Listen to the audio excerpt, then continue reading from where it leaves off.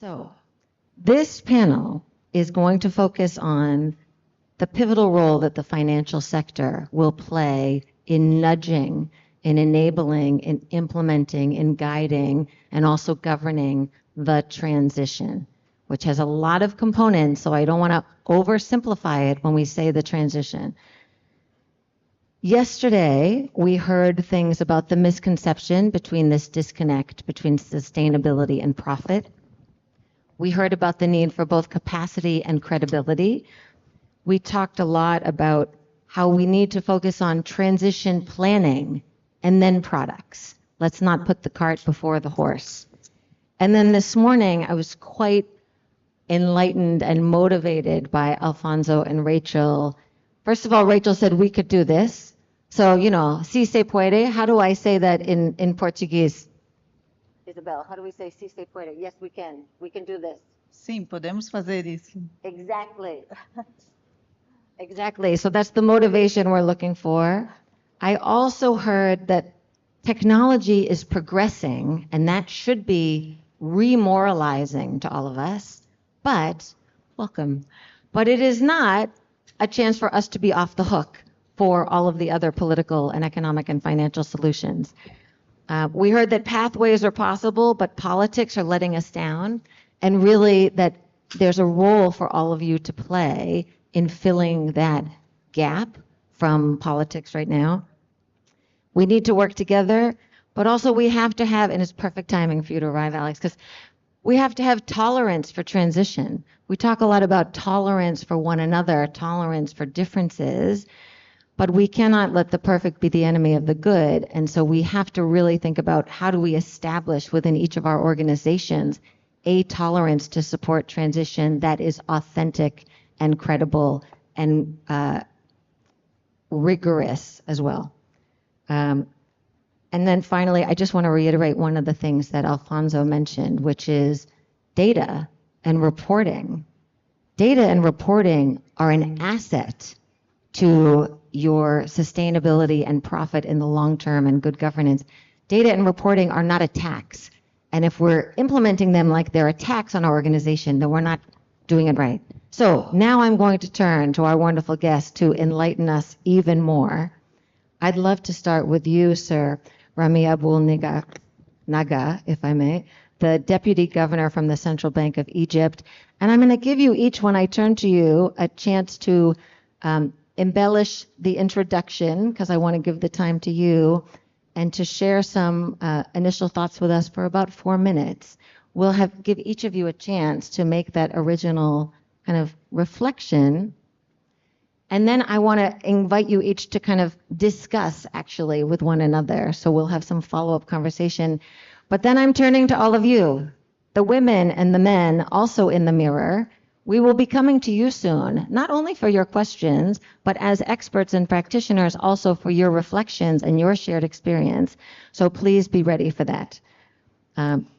So, sir, thank you for being with us today. Pleasure. And as a central banker and reflecting on Egypt's most impressive journey, particularly leading up to COP27, but also since then, how do you see the role of central banks in guiding the financial sector towards transition?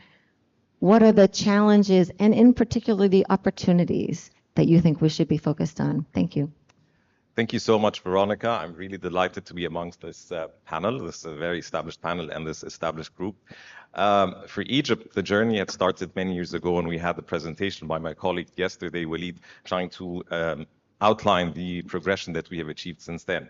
There's no doubt that the central bankers, the financial supervisory authorities are all coming under pressure, and they are being nudged out of their comfort zone. And this is quite important that it's happening, as much as maybe people don't like change, but this change is really inevitable. There's no doubt that over the recent years, we've realized that the typical policies, the typical mandates, the primary ones such as monetary policy and financial stability need to be expanded. And they need to be expanded because it's quite clear that there's a risk that's taking us by storm. And we feel that in our everyday lives, this risk has to be incorporated one way or the other and clearly embedded in policies, most notably climate risk. And there's no doubt that climate risk is no longer a luxury that we can afford not to not to focus and not to integrate in our policies. Rachel has mentioned the reasons. Is that countries are losing percentage points of GDP, and there's no doubt that there is clear impact on inflation, there's clear impact on gross domestic products across the different countries and the value chains. And we had that question from Ecuador, how is that going to affect the small and the micro enterprises? It is going to affect everyone in this planet. Clearly, financial regulatory authorities and supervisors are in a dire need to incorporate these into their policies. They know that their conventional and their classic and usual approaches are going to be there to stay, but they need to incorporate climate risk as well in that. They need to do that by assessing everything that they have set in the regulatory and prudential frameworks to make sure that they embed all these changes. They need to make sure that these changes related to climate change are thoroughly analyzed. And once they're analyzed, they're embedded and clearly integrated into the risk assessment and prudential frameworks. Egypt, as a matter of fact, is particularly vulnerable to climate risk. Our economy is dependent, while it's quite diverse, but it's still dependent on sectors such as agriculture, such as tourism, high-emitting industries, which are clearly affected by climate change. And that is provided a clear incentive for the government to work very closely with the private sector to reach decisive actions as of yesterday, really. COP27 has definitely been a milestone for Egypt, and thank you for bringing this question, because it has not only helped Egypt showcase the national strategy and ambitions, but also a clear opportunity for us to align our strategy with the global objectives for climate change. In the case during, obviously, COP27 in Sharm el-Sheikh, there were clear milestones that were also achieved. We think that on one hand, the government, the financial sector in Egypt, the private sector have worked very closely to synchronize their strategies and efforts into transitioning. And they have also helped put together strategies that would build long-term buffers and resilience, which are quite inevitable. It was also quite refreshing to see that there was a clear shift during COP27, manifested in the, I think it marks a shift from pledges to action, and that was manifested in the establishment of the Loss and Damage Fund, which would definitely help channel the financing, the international commitment financially into countries that are more vulnerable and need that kind of funding. Moving on to emerging markets more broadly, I think emerging markets are also have come to the realization, so, I mean, the same for Egypt, that they need to embed these policies into their frameworks. It doesn't mean that these policies, the climate-related policies, will replace the traditional courses and the traditional frameworks that are embedded, but it means that there has to be the agility and flexibility to start incorporating climate risk and climate-related features.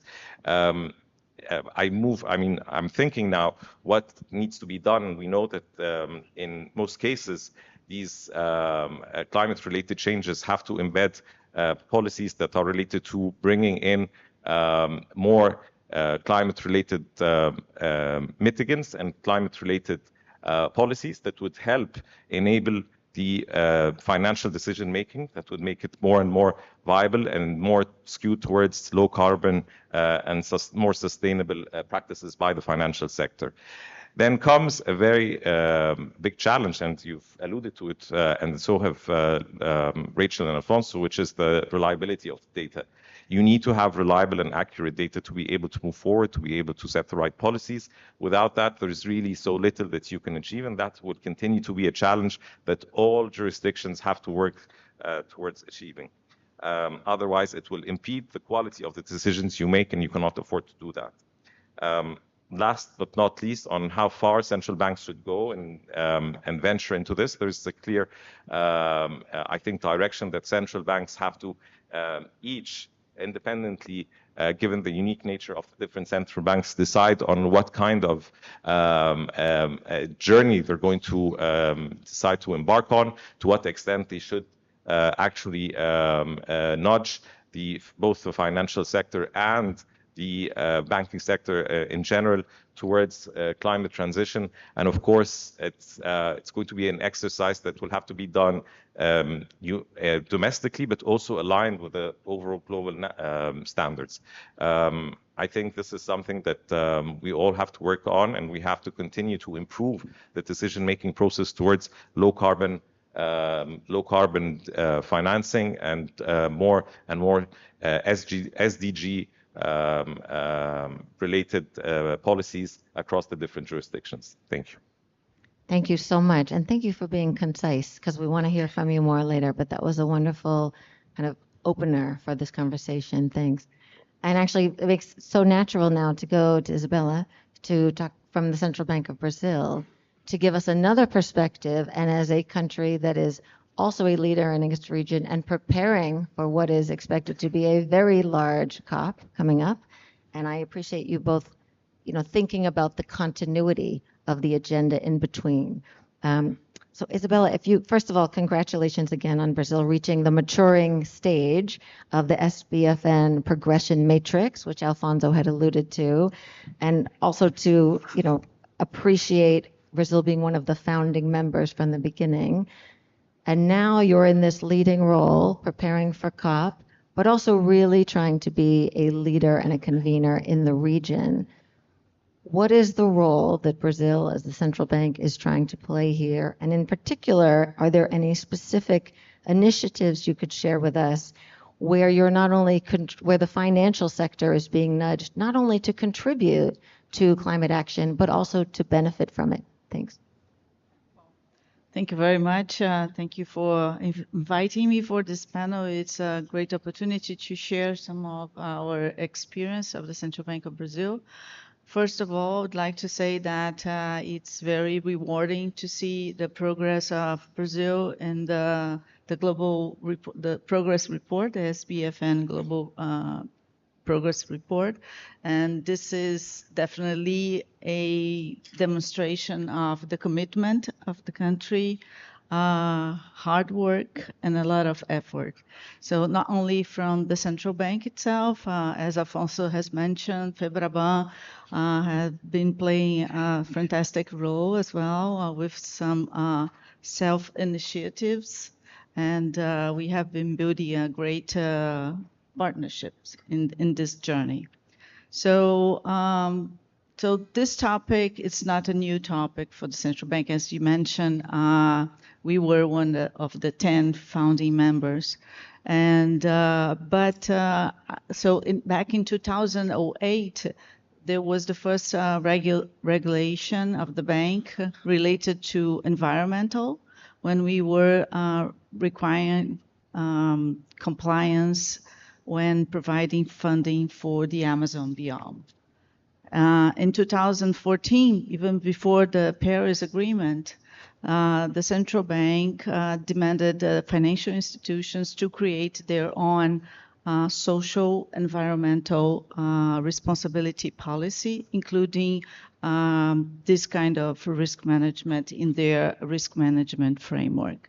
So this is definitely not new, but I would say that the turning point was when the topic became a strategic priority for the board.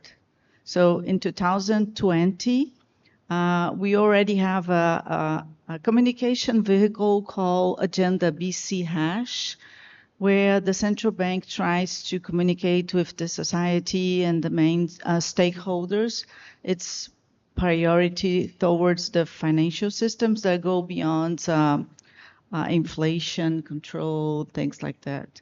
And in this agenda, we already have 4 pillars, one dedicated to financial inclusion and the other to financial education. But then the board decided to create a 5th pillar called sustainability. So in that time, we went around the central bank collecting what in different business areas, collecting what kind of initiatives the bank had already done in that phase, and also what kind of initiative, concrete action that the central bank can propose to compose this agenda. And so far, it's a dynamic agenda. So far, we have had 21 different initiatives. It's not everything that the bank has been doing. A lot of other initiatives, they run aside of the agenda BC hash. But we have initiatives related to regulation, to supervision, to policies, partnerships, and also internal measures, because we must lead by example. As you said in the beginning, this is not an issue that is dedicated to corporations. It's an individual goal, companies' goals, government goals. So it's for everybody. So we have built this agenda with many initiatives, and one of them was related, just to mention, was related to prudential regulation, right? So we were one of the first central banks to turn mandatory to disclose information related to risk and opportunities, not only to climate, but social, environmental, and climate. So we decided that the idea was to give some improvements from past regulations related to the subject, looking for the alignment with the international standards. So we introduced the TCFD into the disclosure, the recommendations, with these broader aspects, including social and environmental also. And because of and also it became mandatory, and also we have set some templates to the financial institutions to disclose that information in a standardized way, so could allow comparability among the financial institutions. So this was just an improvement, as I have said. And we have to say that because of the complexity of this decision, we know that a lot of the discussion that is going on in the international community in order to establish the best way to move forward, to have this kind of information, we decided to go in steps. So in 2021, was 1 year after this agenda BC hash, this strategic decision, there was this regulation to assess information related to what we call qualitative information, is governance, strategy, risk management. And we are now working on the quantitative information, looking for alignment with ISSB, with BCBS, right? But also asking for contributions from the society. So the first move was back in March of this year, when there was a public consultation asking for the society to bring contributions. The next step will be another public consultation with the first version of the regulation, and then finally have the final decision in this topic. So the main message: the topic must be at the C level, as Rachel has mentioned. We must have the engagement of the board and make it priority and bring that discussion to the decision-making process of the central bank.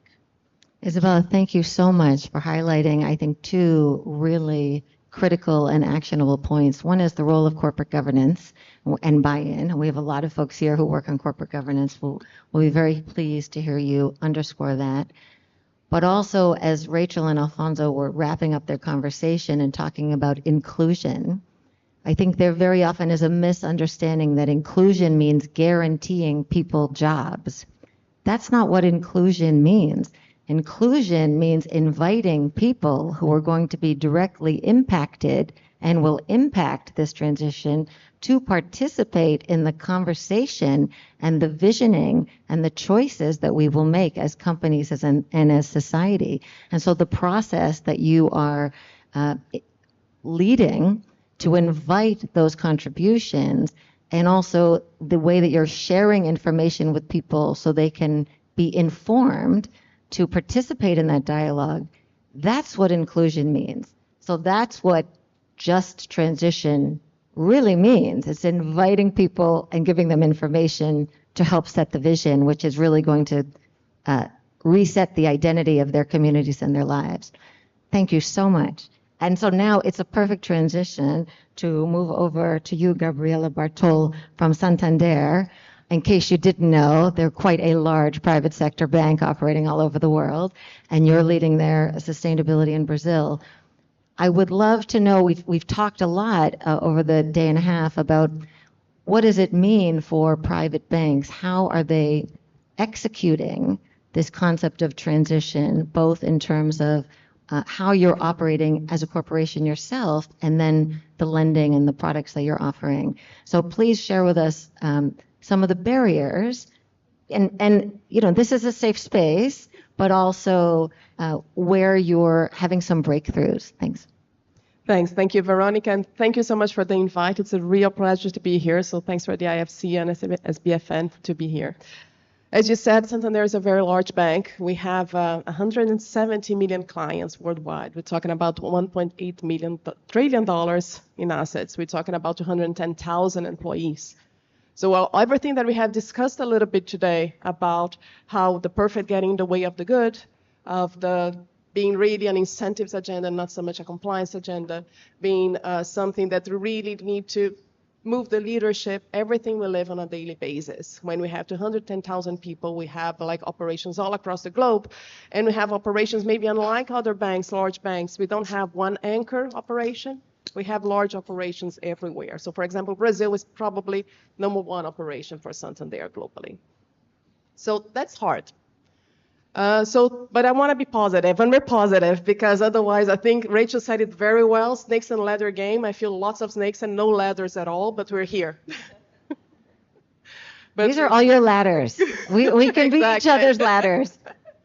But we're here. So I think in 2021, of course, we made a commitment, a net zero commitment. And at that point, we started looking at what we do globally because lots have already been done. But how we put this together? And the first thing is something that we have already discussed here. It's the data. How do we measure that? How do we aggregate this information? How do we report that?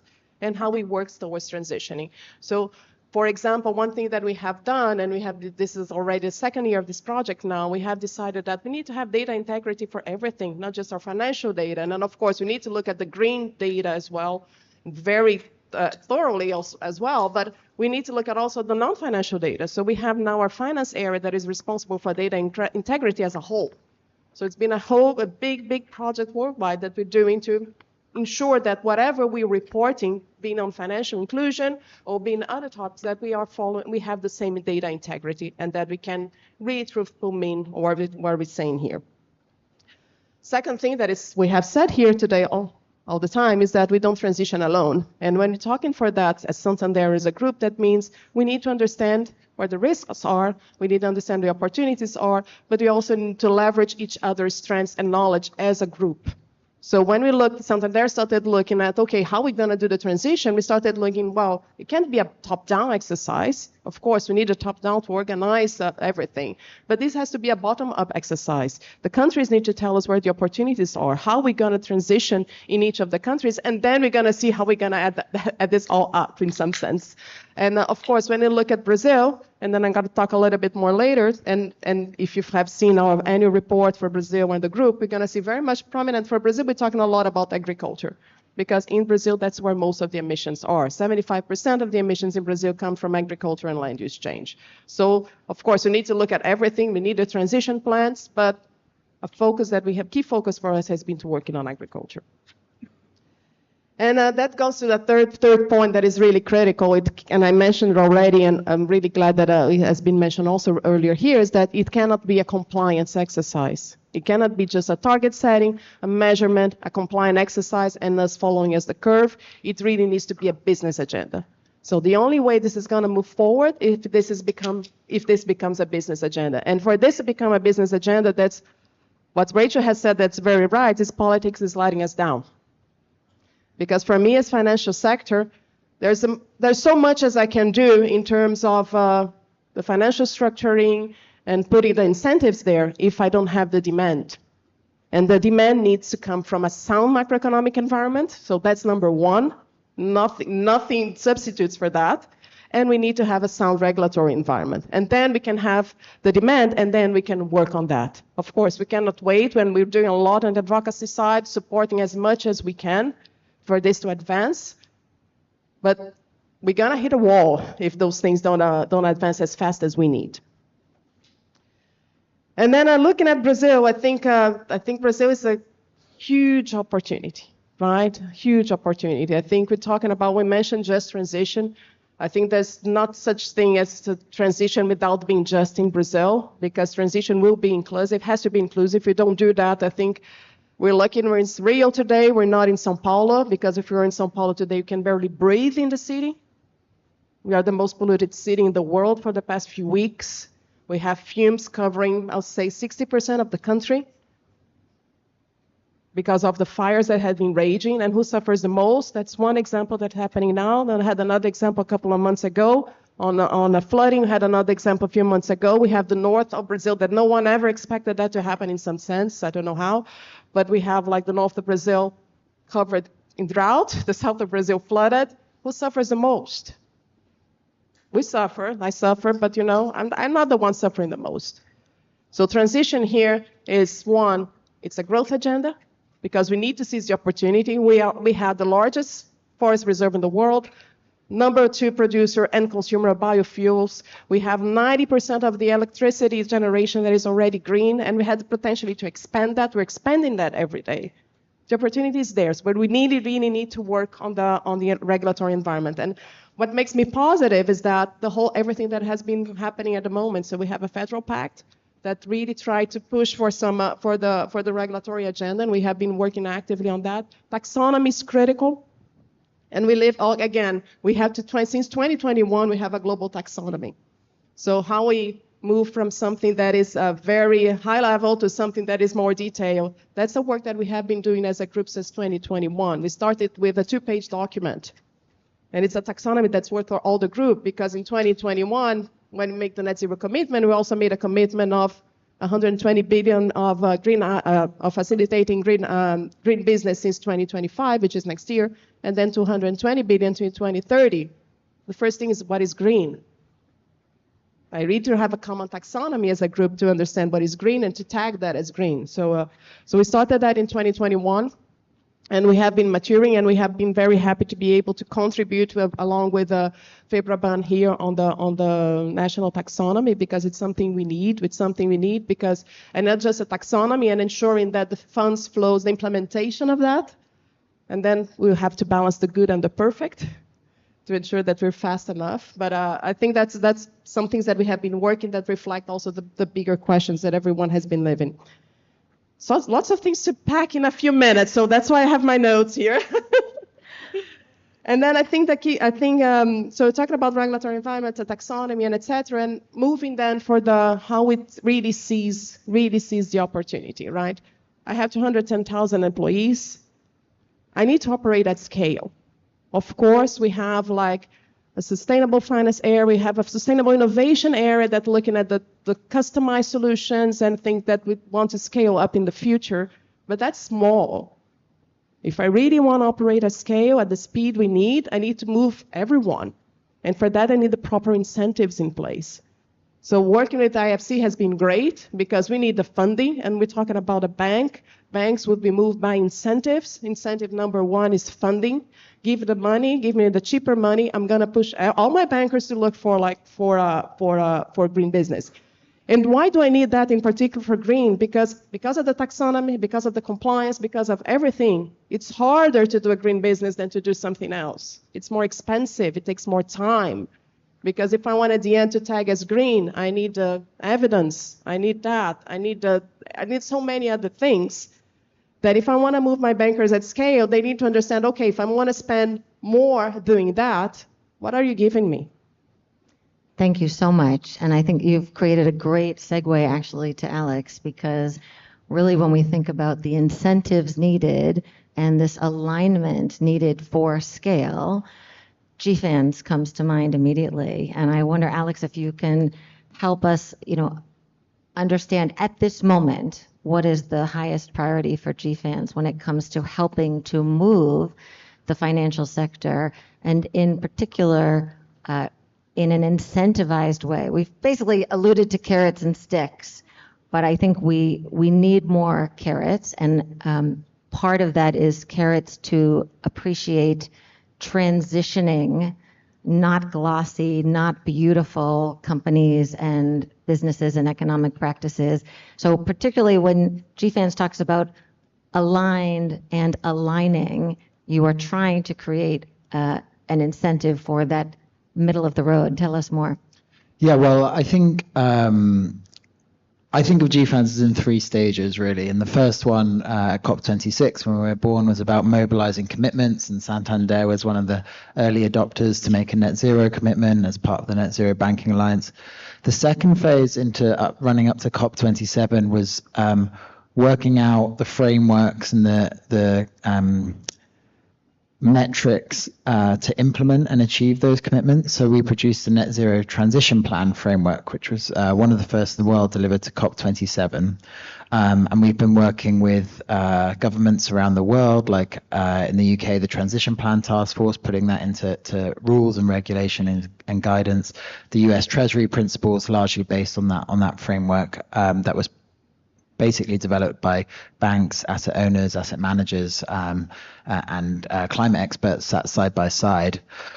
So part of that transition plan, as you say, has these 4 buckets of what we consider to be transition finance. So one bucket is climate solutions. That's your kind of more taxonomical approach of green finance traditionally. But one of our co-chairs, Mark Carney, often says to achieve the transition, finance has to go to where the emissions are. So in every single scientific scenario that gets you to net zero, you still have a transport sector, you still have a steel sector, you still have agriculture.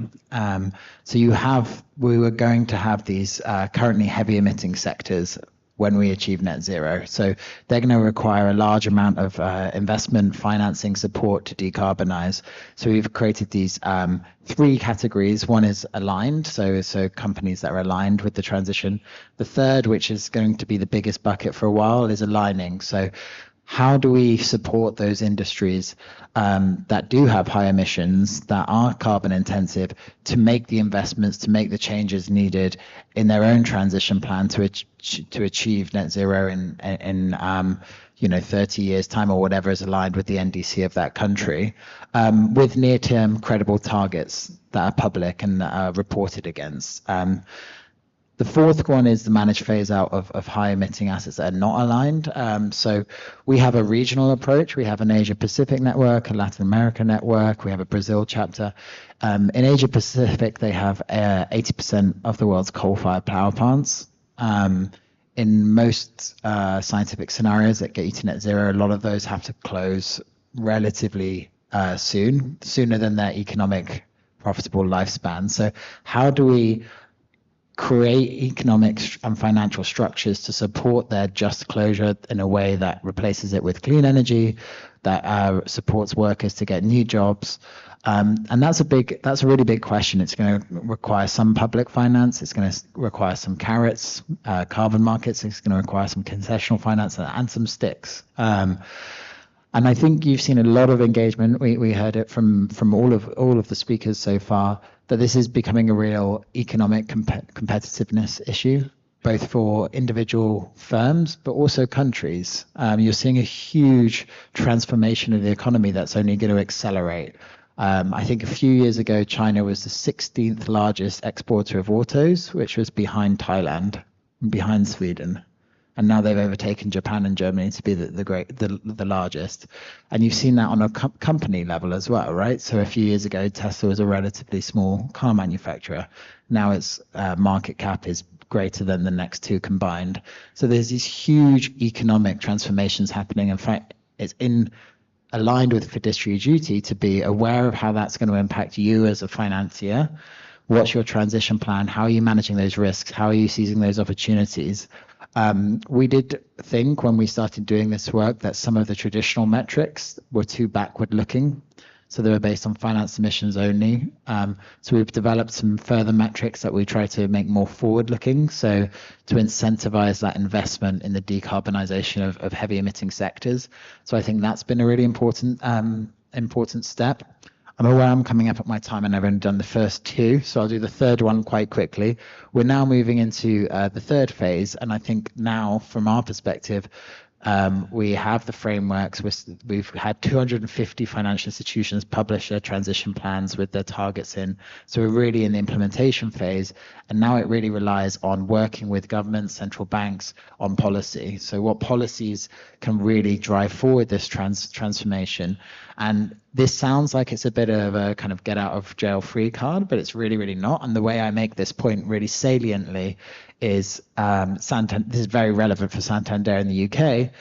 If you're a large residential bank and between 50 and 90% of your balance sheet might be residential mortgages, you cannot decarbonize those residential mortgages without supportive public policy. And that has to be work that private banks, the government, different ministries in the government, even the finance ministry, the housing ministry, central banks, work together on, okay, what is the mixture of financial incentives, public policies that in the UK is going to decarbonize, replace gas boilers with heat pumps, that's going to insulate the houses. And that's just one example where you can see, okay, a bank can't actually decarbonize its balance sheet by itself because they have to give mortgages to people. And that's true for a lot of financial companies, that in order to achieve that decarbonization. So we started to work quite closely with governments around the world on trying to identify, articulate what those policies might be. Alex, thank you so much, and for being so brief because of my mismanagement of time. But I'm with you on that one, as you might have seen. Thank you. No, but you've introduced actually a perfect segue of this reality check between, transition and also people having everyday needs, right? And human rights that we also have to marry.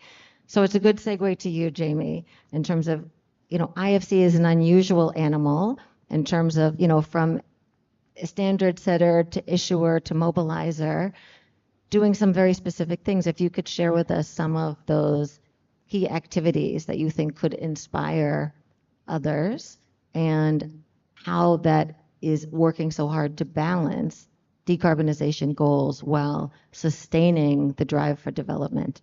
Over to you. Thanks, Veronica, and bon dia, everyone. And it's a great pleasure to be with you all. My journey with SBFN was sort of somewhere in between Rachel and Alfonso, working with Rong and all of you, was to support and challenge your journey. So it's a privilege to be back with this group. Jamie, 1 second. As soon as Jamie's done, I'm going to forgo the follow-up questions I have, and we're coming to you. So I need to see 5 hands as soon as Jamie's done. Thank you. That's all of you guys. So I somewhat counterintuitively, to speak to IFC's role in this space, I'm going to speak to IFC's role outside this space.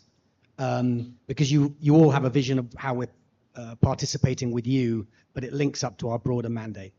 And that is to accelerate the transition to low carbon resilient growth in emerging markets. And we take a really systems-based thinking around that. We do not have your trillions, we have billions. So our ambition is to use the tools we have, which is as a standard setter, as a convener, those here, but also as a capacity builder. You saw the team yesterday who's helping FIs build capacity in the market for issuance, and our capital as a signaling role and a demonstrating role and a first mover role to crowd in capital around space to accelerate those transitions. And my mental image of IFC is always the sort of the stone in the pond. The bigger the ripples I get from a small stone, the better the outcome. So we think about that in terms of 6 systems transitions, and they're important because the financial sector doesn't operate in isolation. The real economy is where the transition is going to happen, and those 6 transitions are unsurprising. They are the energy transition, they are the transport transition, they are the agriculture and forestry transition, they are the cities transition, and they are the manufacturing transition. And how do we mobilize movement in all of those systems and the financial system that supports that? So how that relates for us in terms of our engagement with the financial sector is, number one, working independently in those real sectors to mobilize change and transition there, to create the demand for the assets that the banking community needs to bank.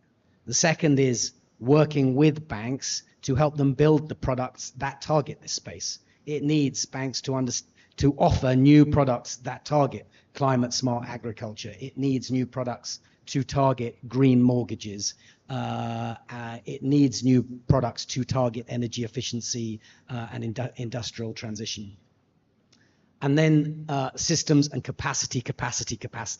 Now, this is a 43% reduction in global emissions in 6-7 years. That's a total rewiring of the global economy. And we're all scratching our heads to reskill ourselves in this conversation, but that has to happen in every aspect of the community of the economy.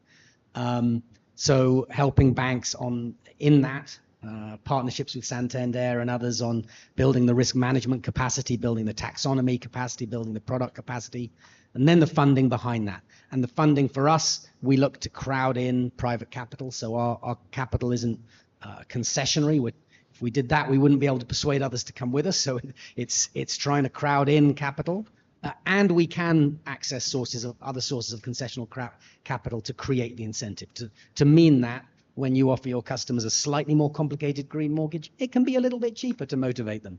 And then ultimately, the institutional capital's appetite, and that's where taxonomy harmonization comes in, not just for simplicity for you guys, but simplicity for the institutional investors holding large amounts of funds and wanting to allocate those globally and wanting a single set of rules to do so. And there we are helping the Amundis and the HSBCs and the institutional investors to crowd in large amounts of institutional pension fund money into this space to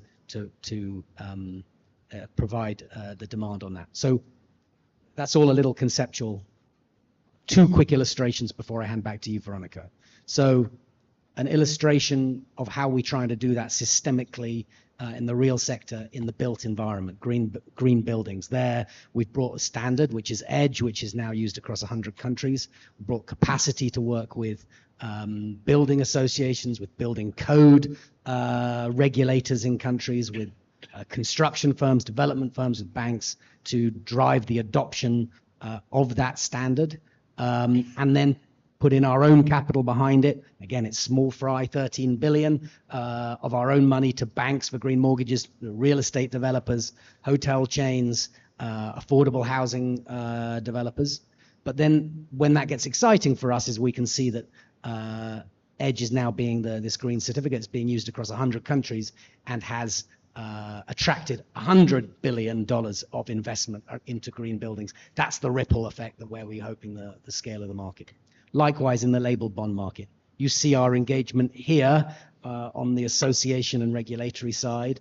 We're also working as an issuer ourselves to try and seed that market, to prime the pump. And a buyer, we're working with all of our real sector clients to help them structure and issue, and we buy their green bonds to drive the supply, the capacity building, to help teams in banks and in real sector to know how to issue a labeled bond, and then putting together large funds to drive demand in the hundreds of billions of dollars to drive demand across all of your markets, so that we grow supply and demand. So that's where IFC comes in. We're in exactly the same place as you, Alex, that we cannot. You can't divest your way to transition. We need to lean into where the emissions are, and the banking sector needs to challenge regulators now to actually get the regulations in the real economy rather than reverse engineering our way to transition through the financial system. So that's our collective interface that I hope we can explore in the discussion. Back to you, Veronica. Thank you so much, Jamie. We can't divest our way out of it like we can't recycle our way out of things. We have to really move into design thinking, right, and redesigning systems. So now, my systems friends, we're coming to you. I would love to welcome not only your questions, your challenges, your provocations, your reflections, your aspirations. So please raise your hand. It would be wonderful to get several microphones running at once. I see 1, 2, 3, 4. Who's going to be my 5th person? It's like an auction block. 5. Perfect. We'll do another round. I'm going to take all 5 at once. Please be succinct so we can hear from many of you.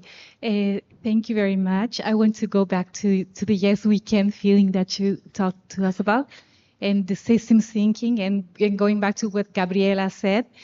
So how can we do it? How can we do a systems thinking as a system of financial institutions to make sure that that little person or company that has to implement the sustainable practice doesn't have to bear the costs, or the banks don't have to bear the costs? What can we think as a system, as a next step, as next models to really unblock that and put it into the mainstream? Excellent. Very concise, but your name and organization. Amalia from Banco Safra and Febraban. Excellent. Thank you. Next. Good morning. My name is Tabang Chidwane from the Banking Association of South Africa. The question I have stems from what I'm observing. I'm really loving the discussion. However, I feel that there's about 2 billion people that are left out of this discussion. I don't hear anything about Africa, and we are nowhere next to where most of the world is. And the question is, if you've got 2 billion plus population of the entire continent out of a discussion, how is this going to help the rest of the world? And how are we getting as Africa assisted?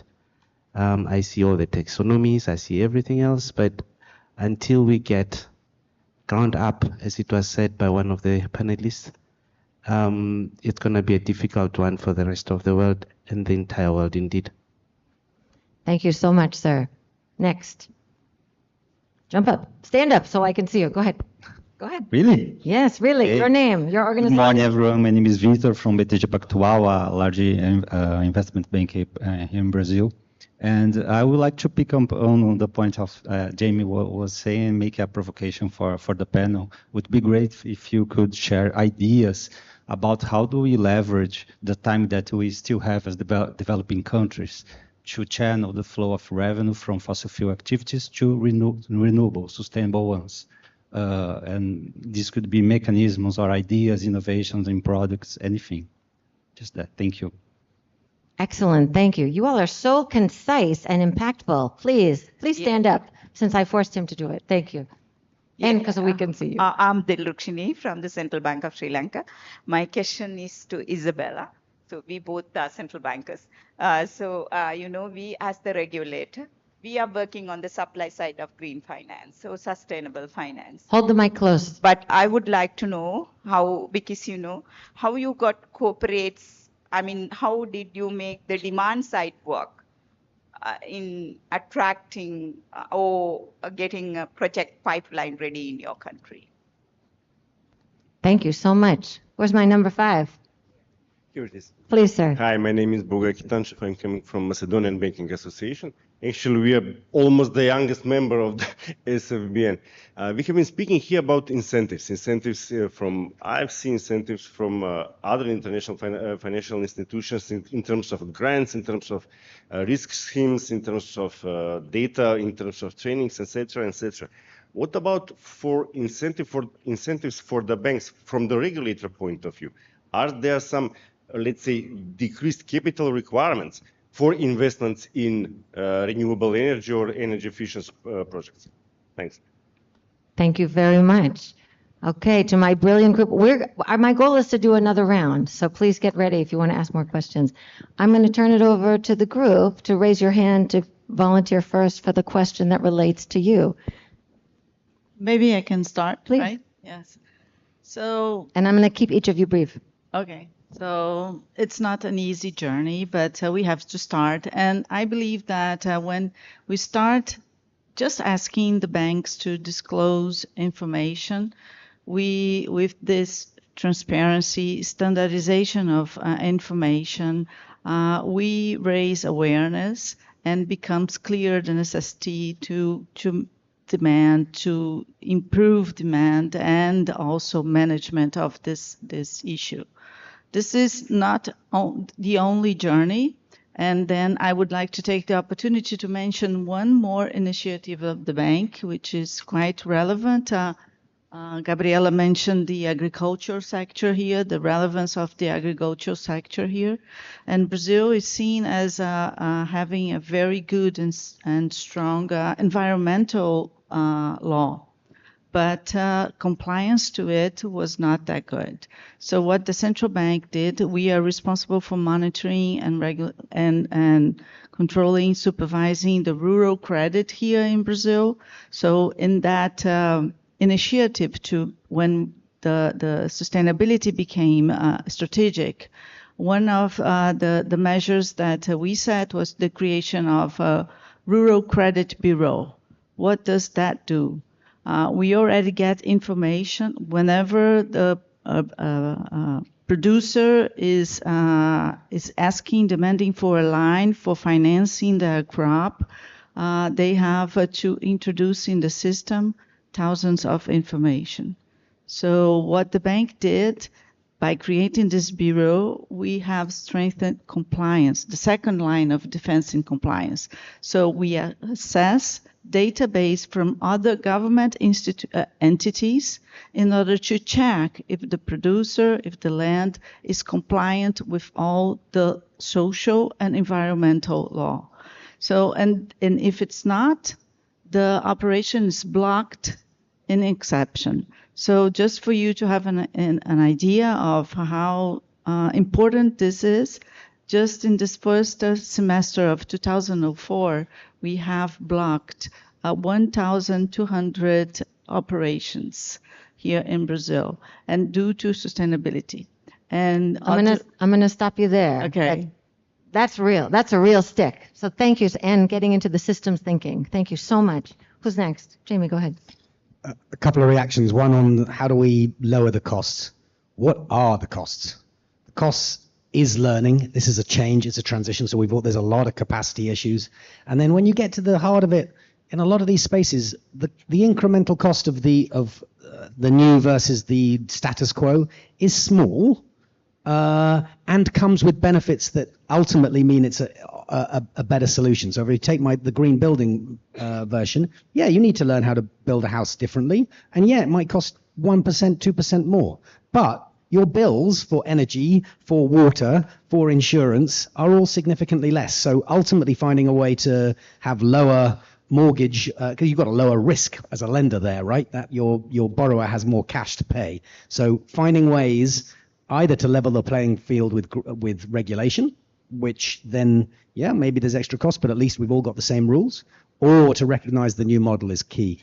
One other comment on the important one. I was in Nigeria last week.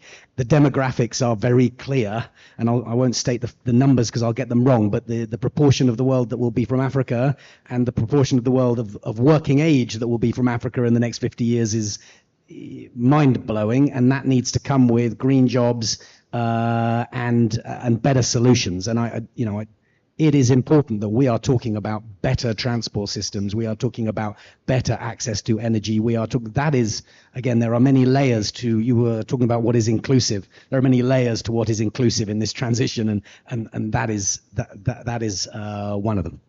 Thanks, Jamie. Alex, can I Great. go to you? I'll try and answer 4 of the questions. But starting with the Africa one, so it's a nice segue. I mentioned the Asia Pacific network. We take a regional approach. We have an Africa network that's chaired by Mahmoud Mahildin, who's the African champion from Egypt, actually, and it has an amazing board and staff across the continent. And the big priority for the network is lowering the cost of transition finance, climate finance. We worked with Egypt on the Nexus for Water, Food and Energy, NUEFE, trying to get private financial institutions to invest in projects. We're supporting Senegal with their Just Energy Transition platform where they're trying to scale their renewable energy. And we're working with the African Carbon Market Initiative to try and scale African carbon markets. There are some countries in the world that are net zero already, Gabon being one of them, but they need support to protect their natural endowments. This is all related to systems thinking, demand for finance, and banking incentives even. So I would like to commend the Brazilian presidency for their systems thinking. I'm going to shoot off to TF Klima, which is an example of that, putting finance ministries, environment ministries, presidencies, private finance all together to think about the whole system and how it all fits together, because this is no longer just an environment issue, it's an entire economy issue. On banking incentives, I know I have to wrap up. I think we do need to think quite carefully of, are the whole regulatory structures that we've set up post-financial crisis for insurers, for pension funds, for banks, are they allowing sufficient amount of infrastructure investment, including into emerging markets? Sometimes there's quite a lot of regulatory barriers to invest in emerging markets and infrastructure. And I think if we're going to achieve net zero, we're going to need a huge amount more investment, private investment, blended finance into emerging markets. So we need to think about that. Thank you so much. Rami, can I turn to you? Sure. So I'll respond to the last question from Macedonia. And I think there's a myriad of policies that can be undertaken to incentivize financing to more sustainable projects and financing in general. Of course, the central banks and the regulators need to continue to provide and integrate climate-related risks to prudential frameworks and regulations. They can also obviously adjust the capital requirements, whereas to accommodate for less carbon emissions projects on the other hand. And of course, you can also do liquidity, provide more liquidity to projects that are climate friendly. Having said that, you also have to be very familiar and very aware of your own domestic environment, because in markets that are perhaps flush with structural liquidity surplus, providing an incentive for liquidity or waivers related to liquidity ratios might not be the right gimmick to pull. So you need to be very aware of your exact surroundings, your market, what is really there that can incentivize the market, what are the carrots you can provide, because you can deploy policies that other jurisdictions have employed, but will not provide and yield effectiveness the way it would if it's bespoke and tailored, accounting for your own dynamics and your own jurisdiction. So you have to be very in touch with your own specificities and be as considerate as you can to this environment you're operating in. So two things that would really incentivize the market: if you're running a structural liquidity deficit, and you can obviously consider something related to liquidity. If capital adequacy is low, then you can obviously use that as also an incentive to provide waivers to capital requirements. Again, be very in touch with your environment. You cannot just adopt foreign policies that have worked in other markets and assume they would yield results. So you have to do the homework, which I'm sure you do all the time, and then adapt what is really adaptable to your own system. Thank you. Thank you so much, Gabriela. So try to be brief. I love the question from Macedonia, so thank you. And for your billions, we need your billions, we need your billions, but very well channeled. I think that's the key thing. But I wanted to pick on the point that Isabella has made, and also the question that came from Africa, and that's something we live on a daily basis here too. I'm sitting here today, and we have very happy to have the chapter from NZBA here in Brazil. This has been this year. This is new. This has just we had just inaugurated it in February, if I'm not mistaken. So when talking about agriculture in Brazil, as Isabella has rightly mentioned, our laws are very strict, very strict. So when I see the country burning, it's not in my portfolio, most of it, because we have strict controls. I look at it, it has strict controls. But the problem is, because I have this big issue with the country, people look at Brazil, they only see that, and they look at Santander in Brazil, I cannot operate with you because you're feeling that. But am I? I have such big controls in place. If I look at my portfolio, I have Look, the numbers that I have mentioned in the beginning, 75% agriculture and land use change. Out of that, potentially 2/3 land use change and the rest, which is deforestation, and the rest agriculture. For me, it's the other way around. I did a very thorough calculation on emissions in my portfolio. 80% is actual agriculture and less than 20% because I have energy, and less than 20% is land use change within the legal part that we can do, which is some areas is like less than 20% of your area is what you can cut down. So it's critical to have us on the table. It's critical to have you on the table because otherwise people don't understand that. And it starts becoming a problem because if I want to fund proper agriculture, and I think agriculture done within the rules that we have, considering the whole system, it's actually a big part of the solution. But for us to have the discussion, people need to understand. So having us on the table, having Africa on the table, having the countries where the issues are, and having the information and measuring it properly is critical.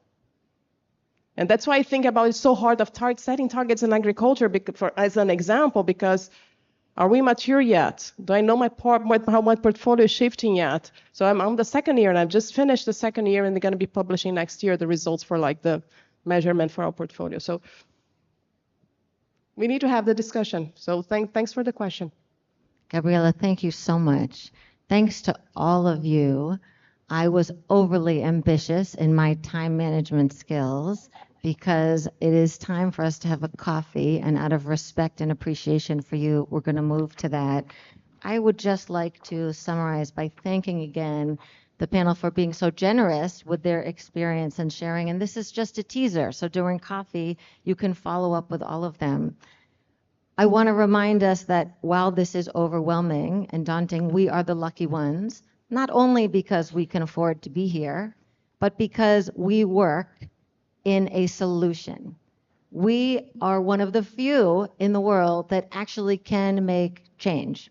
And so every day we show up to our work and we can think about, how am I considering Africa in my work today? How am I collaborating as an individual and as an institution with African counterparts?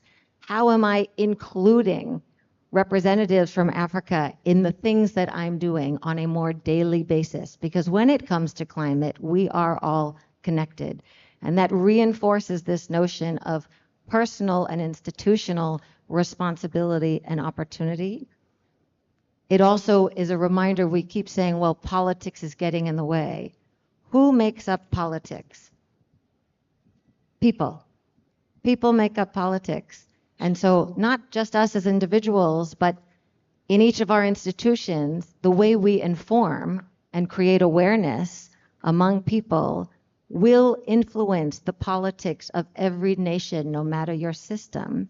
And so again, it is an opportunity. It's easy to say politics is dragging us down. We are all politics as well. And that also means from a corporate governance perspective, your corporation can't be branding as sustainability and then lobbying in the back room for policies that are short-term beneficial to you, but not consistent with that longer-term vision that you have, right? So it's empowering that we have so much influence. And I am so honored to be with all of you and learning from you this week. So thank you so much. Thank you, panelists, and enjoy your coffee. Great.